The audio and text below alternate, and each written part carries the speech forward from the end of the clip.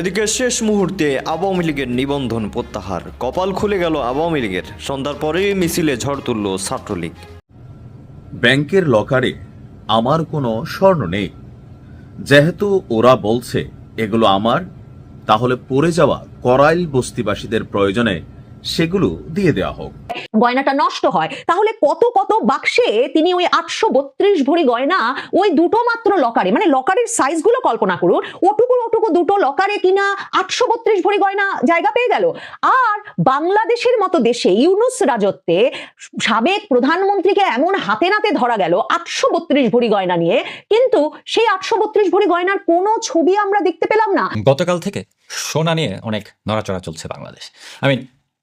সোনা পাওয়া যাচ্ছে বিভিন্ন জায়গায়, স্যার ইউনূসের সোনা নিয়ে টানা যায়, মানে স্বর্ণ আর কি, স্বর্ণ পাওয়া যাচ্ছে কোথায় না। এই মুহূর্তে যদি শেখ হাসিনা বাংলাদেশে ফিরে আসেন, তাহলে ইউনূসের সরকার কতদিন ক্ষমতায় টিকবে বলে আপনার ধারণা বলুন তো? আমার বিশ্বাস ইউনূসের সরকার সপ্তাহ দুয়েক টিকবে এবং তারপর ইউনূস সহ সকল উপদেষ্টাদেরকে জান নিয়ে পালাতে হবে। আর সে কারণেই শেখ হাসিনাকে ফিরিয়ে আনার যে নাটক ভারতের সঙ্গে ইউনূস সরকার করে যাচ্ছে, তা আসলে লোক দেখানো এবং সরকারের জুলাই সঙ্গীদের বুঝ দেওয়া। ভারত শেখ হাসিনাকে ফিরিয়ে দিক বা না দিক, শেখ হাসিনা যে নিজেই ঢাকায় ফিরতে চান বা বাংলাদেশে ফিরতে চান, সে কথা তিনি নিজেই বারবার বলছেন। কিন্তু তার জন্য তো প্রস্তুত হতে হবে ইউনূস সরকারকে, তাই না?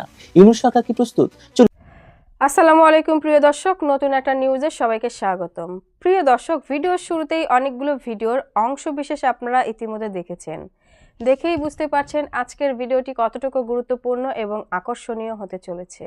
চলুন কথা না বাড়িয়ে একটা লাইক দিয়ে সম্পূর্ণ ভিডিও দেখে আসি। তার আগে বলবো, যারা এখনও চ্যানেলটি সাবস্ক্রাইব করেননি তারা সাবস্ক্রাইব করে দিবেন, আর যারা সাবস্ক্রাইব করেছেন তাদেরকে ধন্যবাদ।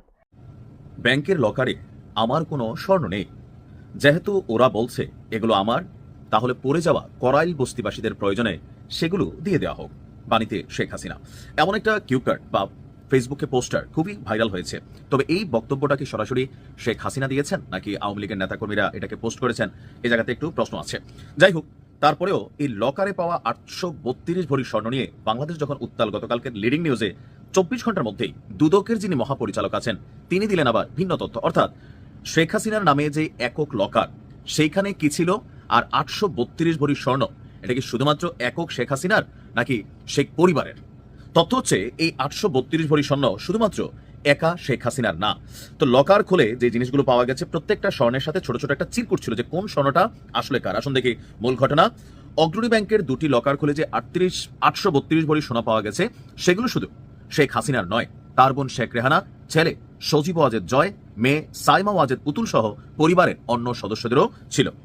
দুর্নীতি দমন কমিশনের মহাপরিচালক মোহাম্মদ আক্তার হোসেন তিনি নিজে এই তথ্য দিয়েছেন। তিনি বলছেন যে ভল্টে থাকা নথি এবং অন্যান্য তথ্য বিশ্লেষণ করে জানা গেছে যে জব্দকৃত স্বর্ণালঙ্কারের মধ্যে কিছু অংশ শেখ হাসিনার ব্যক্তিগত, কিছু অংশ তার বোন এবং মেয়ে তাদের ব্যক্তিগত সম্পদ। স্বর্ণালঙ্কারগুলো আলাদা আলাদাভাবে মার্কিং করা ছিল।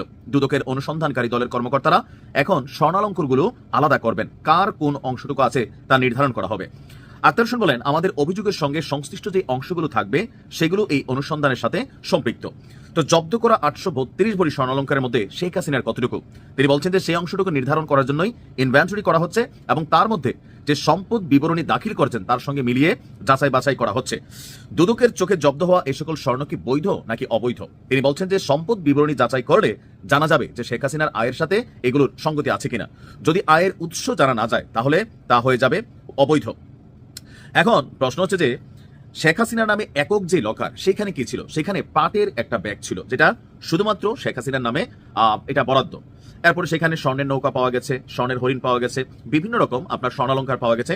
অর্থাৎ এখানে যে স্বর্ণের ইস্যুটা আসছে, মানে মোটা দাগে এই লকারগুলো দুইভাবে ছিল। একটা ছিল এককভাবে শেখ হাসিনার নামে, আরেকটা ছিল শেখ হাসিনা শেখ রেহানা যৌথ বা শেখ হাসিনা পুতুল যৌথ, এরকম ভাবে এই লকারগুলোতে এই স্বর্ণগুলো ছিল। এমনকি শেখ রেহানার ছেলে যে আছে ববি, তার নামেও এখানে স্বর্ণ ছিল। তাহলে টোটাল বাংলাদেশে যদি আমরা ধনাঢ্য শ্রেণীকে একটু বিশ্লেষণ করি, যারা পয়সাওয়ালা তাদের ঘরে 50 ভরি 100 ভরি 200 ভরি স্বর্ণ, বাংলাদেশে যারা বড় বড় মানুষ আছেন তাদের ঘরে থাকা স্বাভাবিক। অর্থাৎ টোটাল শেখ পরিবারের এখানে 5-7 জন মানুষের তাদের অবস্থান অনুযায়ী, ক্ষমতার জায়গা অনুযায়ী, টাকা পয়সা অনুযায়ী 832 ভরি স্বর্ণ এগুলো আসলে অতিরিক্ত না তাদের জায়গা অনুযায়ী। কারণ যারা একটু পয়সাওয়ালা সবার ঘরেই 20-50 ভরি স্বর্ণ থাকে মিডিয়াম ক্লাসের, আর যারা এরকম বড় বড় গ্রুপ অফ ইন্ডাস্ট্রিজ বা রাষ্ট্রের এরকম অবস্থায় আছেন। এখন মূল প্রশ্ন হচ্ছে এটা বৈধ নাকি অবৈধ। এটা থাকতেই পারে স্বর্ণ, কিন্তু এটা শেখ হাসিনা ওই যে রিক্ত আমি নিঃস্ব আমি তিনি একটা বক্তব্য দিয়েছিলেন, সেটা নিয়েই আসলে ফোকাস করা হচ্ছে যে রিক্ত আমি নিঃস্ব আমি হওয়ার পরে ওনার 832 ভরি স্বর্ণালঙ্কার, তাহলে যদি ধনী হইতেন ওনার কত ভরি থাকতো। এখন এখানে যেটা নিয়ে ইনভেস্টিগেশন হচ্ছে সেটা হচ্ছে শেখ হাসিনা সর্বশেষ যেই জাতীয় নির্বাচন হয়েছে, দ্বাদশ জাতীয় নির্বাচন, সেখানে তার সম্পদের হলফনামায় কত টাকা পয়সা দেখিয়েছেন। এখন তিনি যদি সেখানে কয়েক কোটি টাকা দেখিয়ে থাকেন তাহলে ওইটার সাথে এই স্বর্ণটা সামঞ্জস্য হয়ে যাবে, বাট সেইখানে যদি তিনি টাকা পয়সার পরিমাণ কম দেখান তাহলে এই লকারের স্বর্ণগুলো নিয়ে ভেজালে পড়বেন। ভিডিওর প্রথমে যে বক্তব্যটা দিয়েছি যে লকারে থাকা স্বর্ণগুলো আমার নয়, কেউ কেউ মনে করছেন যে এটা বর্তমান সরকার একটা স্ক্রিপ্ট সাজিয়ে শেখ হাসিনাকে বদনাম করার জন্য আপনার এই ধরনের কাহিনী করেছেন। এটা কিন্তু আওয়ামী লীগের নেতাকর্মীদের ধারণা। আপনি দেখবেন কমেন্টে লিখছে যে ফারুকের স্ক্রিপ্ট, প্রমুখের স্ক্রিপ্ট বানাইতে সময় লাগছে, স্বর্ণগুলো অর্ডার দিয়া। তো শেখ হাসিনার জায়গা থেকে যে বক্তব্যটা আসছে এটা তার অথেন্টিক বক্তব্য নাকি আওয়ামী লীগের আমি জানি না, নাকি ফেসবুকে প্রচারণা দেওয়া হয়েছে যে করাইল বস্তিবাসীকে দিয়ে দেওয়া হোক। এখন শেখ হাসিনা যদি নিজের মুখে বলেন যে হ্যাঁ আমার কোনো লকারের স্বর্ণ নাই, যেহেতু এগুলো আমার নামে আসছে দিয়া দাও গরিব মানুষে, এটাতে আবার তার জন্য একটা হিরোইজম অবস্থান কিন্তু তৈরি হচ্ছে। এখন সোশ্যাল মিডিয়াতে আসা যে তথ্যগুলা বা গণমাধ্যমে আসে, রাতারাতি তথ্যগুলা বদলাই যায়। অদূর ভবিষ্যতে 2-4-10 বছর পরে হয়তো আমরা এরকমও শুনবো যে এটা নিয়ে একটা ষড়যন্ত্র ছিল শেখ হাসিনাকে ফাঁসানোর জন্য। যদি সরকার কখনো পরিবর্তন হয়, আওয়ামী লীগের সুদিন আসে, তখন দেখবেন এই ডায়লগগুলা বাইচা থেকে ময়রা থেকে দেখবেন এগুলো সব চেঞ্জ হয়ে গেছে। যারা এই মামলা দিচ্ছে তারাও আবার পালাই যাবে, কারণ বাংলাদেশে এখন পলাপলির খেলা শুরু হয়ে গেছে। তারপরে আমরা চাই এটা সঠিক তথ্যটা সামনে আসুক। ভালো থাকুন। ইউনূস সরকার আবারও ভারতের কাছে শেখ হাসিনাকে ফেরত পাঠানোর জন্য চিঠি পাঠিয়েছে এবং একটি প্রচ্ছন্ন হুমকিও দিয়েছে যে শেখ হাসিনাকে ফেরত না দিলে সেটা হবে ভারতের পক্ষ থেকে অবন্ধুসুলভ আচরণ। বোঝাই যাচ্ছে যে এই হুমকির উৎস পাকিস্তান থেকে জেনারেলরা এসে বাংলাদেশের জেনারেলদের সঙ্গে দেখা করছে, তৈরি করছে নানা রকম যুদ্ধের ছক। হয়তো শেখ হাসিনাকে কেন্দ্র করে একটি যুদ্ধ বাঁধিয়ে দিতে পারে বাংলাদেশ, কিন্তু প্রশ্ন তো সেটা নয়। ধরুন এই মুহূর্তে যদি শেখ হাসিনা বাংলাদেশে ফিরে আসেন, তাহলে ইউনূসের সরকার কতদিন ক্ষমতায় টিকবে বলে আপনার ধারণা বলুন তো? আমার বিশ্বাস ইউনূসের সরকার সপ্তাহ 2 টিকবে এবং তারপর ইউনূস সহ সকল উপদেষ্টাদেরকে জান নিয়ে পালাতে হবে। আর সে কারণেই শেখ হাসিনাকে ফিরিয়ে আনার যে নাটক ভারতের সঙ্গে ইউনূস সরকার করে যাচ্ছে তা আসলে লোক দেখানো এবং সরকারের জুলাই সঙ্গীদের বুঝ দেওয়া। ভারত শেখ হাসিনাকে ফিরিয়ে দিক বা না দিক, শেখ হাসিনা যে নিজেই ঢাকায় ফিরতে চান বা বাংলাদেশে ফিরতে চান সে কথা তিনি নিজেই বারবার বলছেন, কিন্তু তার জন্য তো প্রস্তুত হতে হবে ইউনূস সরকারকে, তাই না? ইউনূস সরকার কি প্রস্তুত? চলুন পরিস্থিতির বিস্তারিত বিশ্লেষণ করা যাক। হাসিনাকে দিল্লি বাংলাদেশে পাঠাবে কি পাঠাবে না সেটা কোনো প্রশ্ন হওয়া উচিত নয়। সেই কথাটি আমাদের দেশের রাজনৈতিক বিশ্লেষক মহল বুঝতে চান না, কারণ একটি মানবিক রাষ্ট্র হিসাবে দিল্লির পক্ষে শেখ হাসিনাকে একটি অবৈধ এবং উগ্র জঙ্গি শাসকের হাতে তুলে দেওয়া কোনোভাবেই সম্ভব নয়। ফলে দালাই লামাকে বহু আগেই চীনের হাতে তুলে দিত ভারত। এমনকি মালদ্বীপের সাবেক প্রধানমন্ত্রী মোহাম্মদ নাশিদ, আফগানিস্তানের নাজিবুল্লাহ কিংবা নেপালের রাজা জ্ঞানেন্দ্র, ভারত তাদের প্রতিবেশী দেশগুলিতে আক্রান্ত এসব নেতাদেরকে কেবল আশ্রয় দেয়নি, বরং তাদেরকে কখনোই এই যে এসব দেশের বিরুদ্ধ সরকার যখন ক্ষমতায় থাকে তাদের হাতে এই নেতাদেরকে কখনো তুলে দেওয়ার নজিরও ভারতের কাছ থেকে নেই। এমত অবস্থায় শেখ হাসিনাকে ফেরত পাঠানো নিয়ে বা ফেরানো নিয়ে বাংলাদেশের অবৈধ সরকার যতই উতলা হোক না কেন সেটি দিল্লি করবে না। কিন্তু শেখ হাসিনা যেখানে নিজেই বলছেন যে তিনি দেশে ফিরতে চান, সেখানে দিল্লির সঙ্গে কেন ইউনূসের অবৈধ সরকারের এই দর কষাকষি? বরং সরকারের উচিত শেখ হাসিনার সঙ্গে সরাসরি এই বিষয়ে কথা বলা এবং শেখ হাসিনার শর্ত অনুযায়ী পরিস্থিতি এমন করা যাতে দিল্লির কাছে বারবার কান্দুনি গাইতে না হয় সরকারকে। শেখ হাসিনা একজন বয়স্ক মানুষ, শেখ হাসিনা একজন নেতা, শেখ হাসিনা একজন দায়িত্বশীল মানুষ। শেখ হাসিনা যখন চাইবেন তখন তিনি ফিরবেন। দিল্লি তাকে এটা পেশা দিতে পারে না, দেওয়া উচিত নয়, দিল্লি দেবেও না। শেখ হাসিনা তো নিজেই ইচ্ছা মতো স্বাধীন বাংলাদেশে ফিরতে পারেন, যেমনটি ফিরেছিলেন 1981 সালে। শেখ হাসিনার ফিরে আসা কিংবা দিল্লির ফিরিয়ে দেওয়া নিয়ে এই মুহূর্তে নানা মাধ্যমে প্রকাশিত অডিও, নির্বাসন, রাজনৈতিক প্রতিহিংসা, বিচার, আন্তর্জাতিক উদ্বেগ সব মিলিয়ে পরিস্থিতিটা এমন এক গোলক ধাঁধা যেখানে সত্য, গল্প আর উদ্দেশ্য একে অন্যের সঙ্গে মিশে গেছে। কিন্তু এই জটিলতার ভেতরেও একটা বিষয় পরিষ্কার, শেখ হাসিনা নিয়ে দিল্লির উপর চাপ সৃষ্টি করে কিছু পাওয়া যাবে এমনটা ভাবা সরলতা নয়, এমনটা রাজনৈতিক ভুল।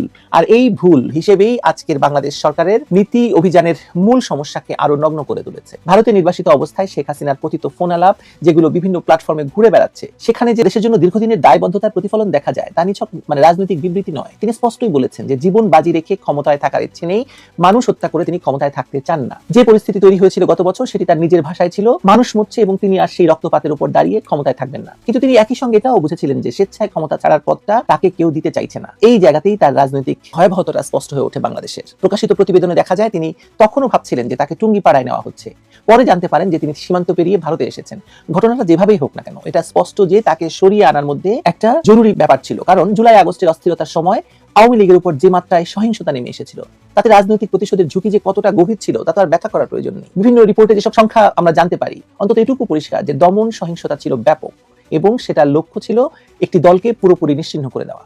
এবং শেখ হাসিনাকে যে গণভবনে সেদিন পেলে মানুষ কি করতো সেটা আপনারা জানেন। সেখান থেকে তাকে না সরিয়ে তো তার উপায় ছিল না, এবং এটাই তো উদ্দেশ্য ছিল ওদের, তাই না, এই সন্ত্রাসীদের। এই প্রেক্ষাপটে শেখ হাসিনাকে বিতর্কিত আইন ব্যবহার করে মৃত্যুদণ্ড দেওয়া, এটা যে রাজনৈতিক উদ্দেশ্য প্রণোদিত সেটাও বুঝতে বিশ্লেষক হওয়ার দরকার নেই। কারণ জুলাই আগস্টে হত্যা করতে না পেরে এখন আবার তাকে অফিসিয়ালি হত্যা করা যায় কিনা সেটা চেষ্টা করে যাচ্ছে। আন্তর্জাতিক মানবাধিকার সংস্থাগুলো যেভাবে প্রতিক্রিয়া জানিয়েছে সেখানেও একই কথা। এই বিচার স্বচ্ছ নয়, ন্যায়সঙ্গত নয়, এবং ক্ষমতার প্রয়োজনে সাজানো এক ধরনের জনমত নির্মাণ, যার উদ্দেশ্য খুব সরল, একজন নেত্রীকে স্থায়ীভাবে রাজনীতির বাইরে ঠেলে দেওয়া। তাহলে আসল প্রশ্নটা কি? আসল প্রশ্নটা হলো ভারত কি তাকে ফেরত দেবে? এর উত্তর যতটা সোজা ততটাই গভীর। যে দেশ দালাই লামাকে আশ্রয় দিয়েছে 7 দশক ধরে, সেই দেশ রাজনৈতিক প্রতিহিংসার শিকার একজন প্রতিবেশী দেশের নেত্রীকে তুলে দেবে, এটা ভাবাটা অবান্তর। শেখ হাসিনা ভারতের কাছে শুধু একজন সাবেক প্রধানমন্ত্রী নন, তিনি সেই নেতা যিনি 2 দেশের নিরাপত্তা সহযোগিতাকে নতুন উচ্চতায় নিয়ে গেছিলেন। সবচেয়ে গুরুত্বপূর্ণ হলো তিনি ভারতের উত্তর পূর্বাঞ্চলের জটিল সন্ত্রাসী নেটওয়ার্ক ভাঙতে যে ভূমিকা রেখেছেন সেটা ভারতের নিরাপত্তা নীতির ইতিহাসে স্থায়ী হয়ে গেছে। দিল্লি এই স্মৃতি ভুলবে না, ভুলে যাওয়ার কোনো কারণও নেই। আসলে ভারত রাজনৈতিক আশ্রয়ে সিদ্ধান্ত নেয় খুব নির্দিষ্ট 3টি মাপকাঠিতে: মানবিকতা, কৌশলগত স্বার্থ এবং আঞ্চলিক নিরাপত্তা। শেখ হাসিনা এই 3টির প্রতিটিতে ওজনদার খুবই। তিনি শুধু বাংলাদেশের রাজনীতির কেন্দ্রীয় চরিত্র নন, তিনি ভারতের উত্তর পূর্বাঞ্চলের বহু বছরের সশস্ত্র সন্ত্রাস থেকে বাঁচাতে কার্যকর সহযোগিতা করেছিলেন। সেই অঞ্চলে উলফা বা অন্যান্য গোষ্ঠীর অস্ত্রচক্র থামানো সহজ ছিল না। দিল্লি ভালো করেই জানে এই স্থিতিশীলতা কেবল ভৌগোলিক নয়, রাজনৈতিকও। শেখ হাসিনা সেখানে ভারতের সবচেয়ে গুরুত্বপূর্ণ অংশীদারদের একজন হয়েছেন বহু বছর ধরে। তাকে প্রতিশোধ পরায়ণ একটি প্রশাসনের হাতে তুলে দেওয়া মানে হচ্ছে ভারতের নিজস্ব নিরাপত্তা কাঠামোকে দুর্বল করে ফেলা। আরো গুরুত্বপূর্ণ হলো ভারত কখনোই এমন কাজ করে না। দালাই লামা তরুণ বয়সে তিব্বত ছেড়ে এসে ভারতে আশ্রয় নিয়েছিলেন ছদ্মবেশে। চীন তখন সামরিকভাবে ভয়ঙ্কর শক্তিশালী, তারপরও ভারত তাকে ফিরিয়ে দেয়নি। তিনি আজও ভারতের অতিথি।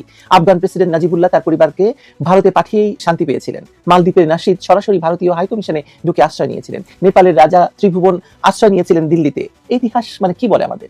এই ইতিহাস বলে যে ভারত কাউকে ফিরিয়ে দেয় না। যদি ফেরানো মানে হয় তার জীবন ঝুঁকিতে ফেলা, তাহলে ভারত সেটা করবে না। এটা নিছক রাজনীতির বা কূটনীতির বিষয় নয়, এটা রাষ্ট্রের নিজস্ব নীতি। এবং শেখ হাসিনার ক্ষেত্রে এই নীতি আরো কঠোরভাবে প্রযোজ্য। তিনি কোনো আঞ্চলিক উপদ্রব নন, বরং তিনি এই অঞ্চলকে একটি নিরাপদ অঞ্চল হিসেবে প্রতিষ্ঠার জন্য অগ্রগামী কাজ করারদের মধ্যে একজন।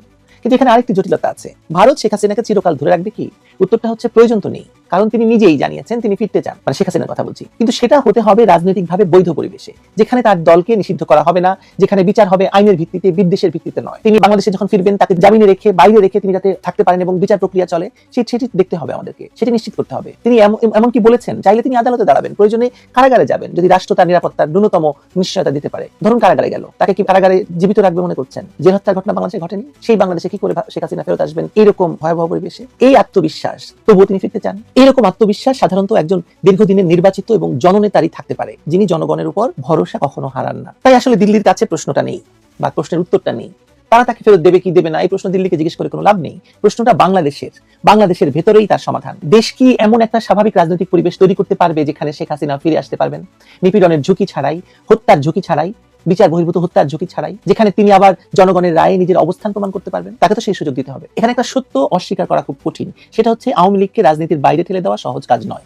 বাংলাদেশের লক্ষ লক্ষ মানুষ এখনো তাদের সমর্থন করে। এই বাস্তবতা উপেক্ষা করে গণতন্ত্র প্রতিষ্ঠা করা যাবে না, যায় না। কারণ গণতন্ত্র বিরোধী দলকে জায়গা দিতে হয়। বিরোধী দলকে অস্তিত্ব থেকে মুছে দিতে চাওয়া কোনো সরকারের স্থায়িত্ব দীর্ঘ হয় না, দীর্ঘ করবে না। যতটা দেখা যাচ্ছে শেখ হাসিনা পরিস্থিতি বদলানোর অপেক্ষায় আছেন। তিনি জানেন বাংলাদেশের রাজনৈতিক অস্থিতিশীলতা দীর্ঘস্থায়ী হলে সেটা ভারতের জন্য ঝুঁকি। তাই দিল্লি তাড়াহুড়ো করছে না, তারা দেখছে, বিশ্লেষণ করছে, আইনি পথ খুঁজছে। কারণ শেখ হাসিনাকে ফেরত পাঠানোর সিদ্ধান্ত কেবল একটা রাজনৈতিক সিদ্ধান্ত নয়, এটা আঞ্চলিক নিরাপত্তা, মানবাধিকারের প্রতিশ্রুতি এবং দীর্ঘমেয়াদী কৌশলগত সম্পর্কের প্রশ্ন।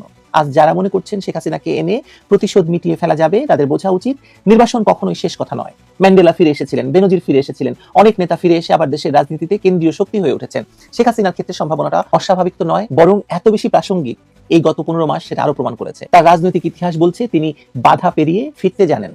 1981-তে ফিরেছেন, 11-11 সময় ফিরেছেন, এবারও তিনি ফিরবেন। অর্থাৎ দিল্লিকে, মানে ভারতকে শেখ হাসিনাকে পাঠাতে হবে না, তিনি নিজেই ফিরবেন। যখন তিনি দেখবেন দেশ তাকে জায়গা দিচ্ছে, আইন তাকে বিচার করতে চায় রাজনৈতিক উদ্দেশ্যে নয়, আর রাষ্ট্র তাকে নাগরিক হিসেবে ন্যায় বিচারের নিশ্চয়তা দিচ্ছে, নিরাপত্তা দিচ্ছে। সেই সিদ্ধান্ত তার নিজের, কোনো পক্ষের চাপে নয়। আর যারা ভাবছে চাপ দিয়ে তাকে তাড়ানো যাবে বা তাকে ফেরানো যাবে, তারা বুঝতে পারছে না শেখ হাসিনা যে কি চিজ। শেখ হাসিনা তখনই ফিরবেন যখন রাষ্ট্র প্রস্তুত হবে। আবার তাকে গ্রহণ করার জন্য ইউনূস সরকার বা যে সরকারই থাকুক সেই সরকারের প্রস্তুতি হবে। এটাই স্বাভাবিক, এটাই রাজনীতির নিয়ম এবং এটাই ভবিষ্যৎ। আমি দেখতে পাচ্ছি যে ইউনূস সরকার শেখ হাসিনাকে ফেরার সুযোগ করে দেবে না, কারণ শেখ হাসিনা ফিরলে তাদের আয়ু 7 দিন মাত্র। এই কথাটা আমার নয়, এটা ডক্টর ইউনূস সহ তার জুলাই সঙ্গীরা প্রতিদিন বলছে। শেখ হাসিনা ফিরলে আমরা ধ্বংস হয়ে যাবো, আমাদেরকে শেষ করে দেবে। আওয়ামী লীগ ফিরে এলে তাদের কি হবে সে কথা তারা জানে বলে প্রতিদিন দুঃস্বপ্ন দেখে আওয়ামী লীগ ফিরে আসার। এমনকি এই সরকারের খুবই কাছের মানুষ, এই সরকারের ঐক্যমত্য কমিশনের প্রধান ছিলেন এবং এখন ডক্টর ইউনূসের বিশেষ সহকারী হলেন আলী রিয়াজ। তিনি তার প্রেমিকাকে পর্যন্ত বলেছেন যে শেখ হাসিনা নাকি ফিরে আসবেন তাড়াতাড়ি, আওয়ামী লীগ ফিরে আসবে, তখন আলী রিয়াজের অবস্থা খারাপ হবে, এই জন্য তিনি তার প্রেমিকাকে গ্রহণ করতে পারছেন না।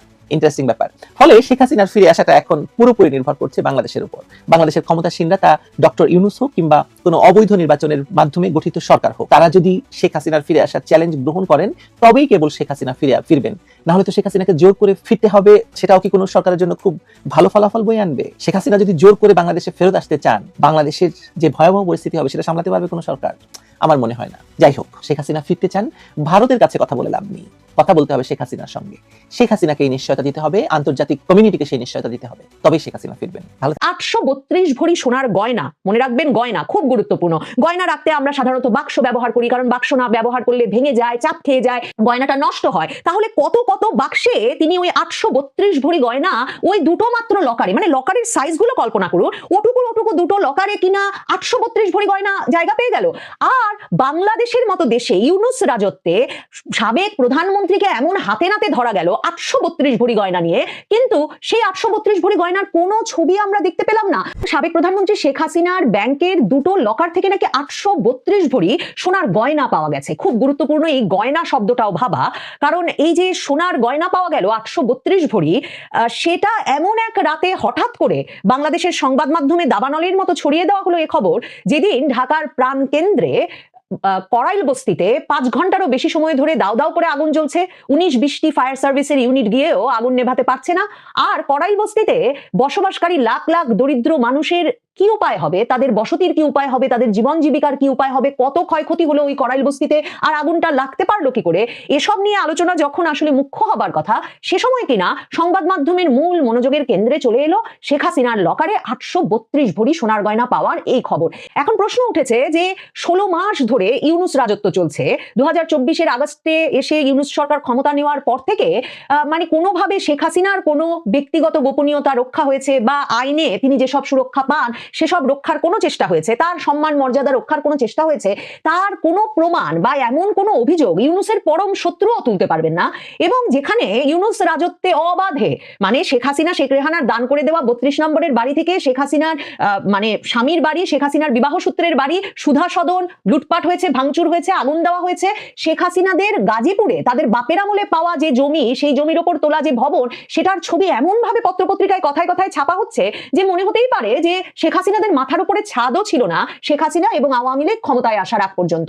এহেন দেশে কি করে শেখ হাসিনার লকারে 832 ভরি সোনার গয়না এতদিন অনাবিষ্কৃত থাকলো, সেই প্রশ্নটা আসলে যে কোনো যুক্তিবাদী বুদ্ধিমান, মানে মাথায় ঘটে কিছুমাত্র ঘিলু আছে সেই ব্যক্তির নিশ্চয়ই উঠবে। মানে প্রশ্ন তুলতেই হবে যে ইউনূস সরকার এত অদক্ষ, এত ইনএফিশিয়েন্ট, এত অকর্মণ্য কি করে হলো যে শেখ হাসিনার লকারে, মানে কোনো গোপন গর্তে নয়, যে মানে মনে আছে আপনাদের 32 নম্বর বাড়ির নিচে নাকি হাড্ডিগুড্ডি পাওয়া যাবে, ওখানেও নাকি আয়না ঘর আছে। তো বিপ্লবী তরুণেরা তো মানে দিনের পর দিন রাতের পর রাত ওসবও খুঁড়েছেন এবং খুঁড়ে হাড্ডিগুড্ডি বের করার চেষ্টা করেছেন, এবং সামাজিক যোগাযোগ মাধ্যমে একদল সেরকম একটা উদ্ভট কল্পনার কথাও বিশ্বাস করে নজর রেখেছে যে কখন হাড্ডি বেরিয়ে আসে মানুষের 32 নম্বরের নিচ থেকে। তো এহেন করিতকর্মা সমাজে এমন ইউনূস রাজত্বে কি করে শেখ হাসিনার দুটো ব্যাংকে রাখা লকারে এত শত শত ভরির সোনার গয়না এগুলো কি করে পড়ে থাকতে পারলো? আর কেনই বা এমন দিনে, যেদিন কিনা করাইল বস্তিতে আগুন লেগেছে এবং সামাজিক যোগাযোগ মাধ্যমে এমন খবরও ছড়িয়ে পড়ছিল যে ওই করাইল বস্তিও নাকি, মানে যেভাবে আর কি বাংলাদেশ জুড়ে বন্দর টন্দর দিয়ে দেওয়া হচ্ছে, ইউনূস নিজের সম্পদ মনে করে এক এক দেশের এক এক কোম্পানিকে ডেকে যেভাবে দিয়ে দিচ্ছেন, এমন কথা শুনছিলাম যে মহাখালীর ওই বিরাট এলাকা নাকি একটা হাইটেক কোম্পানিকে বিনিয়োগের জন্য বিদেশি বিনিয়োগ নাকি একদম অপেক্ষা করছে, সে বিষয়েও নাকি ইউনূস আর তার পারিষদ বর্গের ভেতরে একটা আলোচনা চলছে, সেজন্য নাকি আগুন ধরিয়ে দেওয়া হয়েছে। মানে সামাজিক যোগাযোগ মাধ্যমে যখন এরকম ইন্টারেস্টিং নানা খবর বেরিয়ে আসছিল, তখনই কিনা এই সোনার গয়নার স্তূপ আবিষ্কৃত হলো। আচ্ছা, আসলে কি স্তূপ?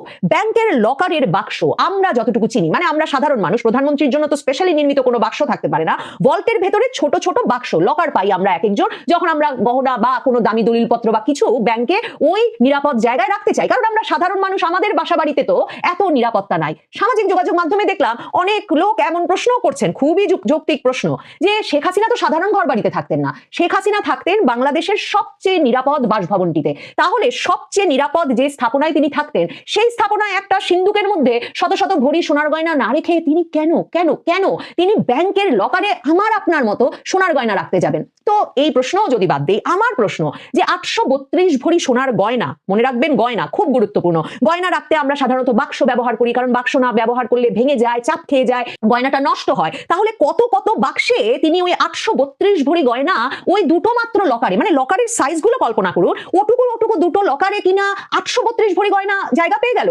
আর বাংলাদেশের মতো দেশে ইউনূস রাজত্বে সাবেক প্রধানমন্ত্রীকে এমন হাতে নাতে ধরা গেল 832 ভরি গয়না নিয়ে, কিন্তু সেই 832 ভরি গয়নার কোনো ছবি আমরা দেখতে পেলাম না। মানে এরকম একটা মিস আমাদেরকে কেন করানো হবে? মানে শেখ হাসিনার ফোন কনভারসেশন, শেখ হাসিনার মানে গণভবন লুটপাটের ছবি মনে করুন, শেখ হাসিনার প্রাইভেসি, শেখ হাসিনার সম্মান, শেখ হাসিনার কোন রকম আইনি অধিকার সম্মান রক্ষার, এসবই তো কোনো পাত্তা দেওয়া হচ্ছে না। তাহলে রাতের বেলা, এমন একটা দিনে রাতের বেলা যখন করাইল বস্তিতে আগুন জ্বলছে, তখন নাকি ম্যাজিস্ট্রেটের নির্বাহী একজন ম্যাজিস্ট্রেটের উপস্থিতিতে, আদালতের অনুমোদন নিয়ে, এনবিআর এর গোয়েন্দা সেলের কর্মকর্তাদের উপস্থিতিতে এই দুটো লকার খোলা হলো অগ্রণী ব্যাংকে। অগ্রণী ব্যাংকে ওই দুটো লকার খোলার যে দৃশ্য বা তাদের যাওয়ার দৃশ্য, এই সব কি আমাদের জানানোর কথা ছিল না? মনে করে দেখেন তো, সেপ্টেম্বর মাসে যখন জব্দ করা হলো শেখ হাসিনার অগ্রণী ব্যাংক আর পূবালী ব্যাংকের হিসাব, এবং সেই হিসাব জব্দের খবরটা কত বড় করে এসেছিল মনে আছে? হিসাব জব্দের খবর এমন বড় করে এসে সংবাদ মাধ্যমে এভাবে লেখা হতে থাকলো যে রীতিমতো আমরা একটা উৎকণ্ঠা তো বলবো না, উত্তেজনা এবং উৎকণ্ঠা এবং আগ্রহ নিয়ে অপেক্ষা করতে থাকলাম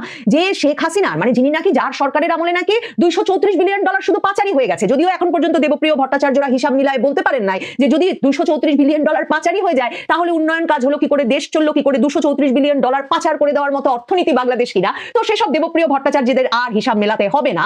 আমরা যখন অধীর হয়ে অপেক্ষা করছি, তখন বের হলো সেপ্টেম্বরে ওই ব্যাংক হিসাব জব্দ করার পর যে 44 লাখ টাকা এক হিসাবে পাওয়া গেছে, আরেক হিসাবে 12 লাখ টাকা পাওয়া গেছে। তো এই তো পেলো এখন পর্যন্ত মানে ইউনূস সরকার শেখ হাসিনার আয় রোজগার সঞ্চয় তন্ন করে খুঁজে। কি অবাক ব্যাপার, তখনও আমরা জানতে পারলাম না যে তারা লকার জব্দ করেছে, এবং জানতে পারলাম না যে লকারে কি পেয়েছে। মানে তখনও বলা হলো যে দুটো লকার জব্দ হয়েছে, কিন্তু সেই সেপ্টেম্বর থেকে লকার জব্দের পর থেকে নাকি এখন এই নভেম্বর মাস পেরিয়ে যাচ্ছে, ইউনূস সরকার এতদিন ধরে নাকি আদালতের অনুমোদন, নির্বাহী ম্যাজিস্ট্রেটের উপস্থিতি, জাতীয় রাজস্ব বোর্ডের গোয়েন্দার উপস্থিতি কিচ্ছু নিশ্চিত করতে পারেনি, যার মাধ্যমে তারা ওই দুটো লকার খুলতে পারতো।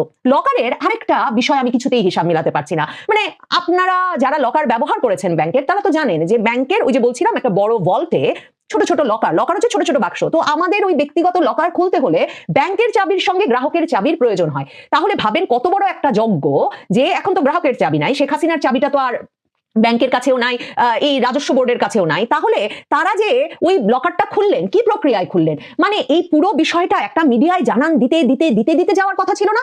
এবং শেখ হাসিনা কেন এত ঝামেলা করে, মানে আমার মাথায় বারবার ওই কথাটা আসে, এত ঝামেলা করে কিভাবে তিনি গণভবনে একটা সিন্ধুকে না রেখে, যাতে যে কোনো সময় যে কোনো বিপদ আপদে তার হাতের কাছে থাকে এই শত শত ভরি স্বর্ণের গয়না, সেটা না করে তিনি এই ব্যাংকে লকারে পাঠালেন এই এত ভরি গয়না? কার মাধ্যমে পাঠাতেন তিনি? এই প্রশ্নগুলো তো আসা খুব স্বাভাবিক। তারপর লকারের মধ্যে খোলা হলো, খুলে এই যে বিরাট স্বর্ণ ভান্ডার বের করা হলো, বের করার পর সেগুলো দেখা হলো যে পরখ করে যে এগুলো আসলেই সোনার গয়না কিনা। তো এই সব কিছু চললো, কিন্তু মিডিয়াকে ডাকলেন না। ইউনূস সরকারের কোনো আচরণে মিডিয়াকে না ডাকার এরকম একটা ঘটনায় কোনো কারণ আছে বলে মনে করেন? কিংবা এখন পর্যন্ত 832 ভরি গয়নার ছবি আর ছাপা হলো না, মানে এই ছবি, এই ভিডিও প্রকাশ করা হলো না, এর কি কোনো যুক্তিসঙ্গত কারণ থাকতে পারে বলে আপনাদের মনে হয়?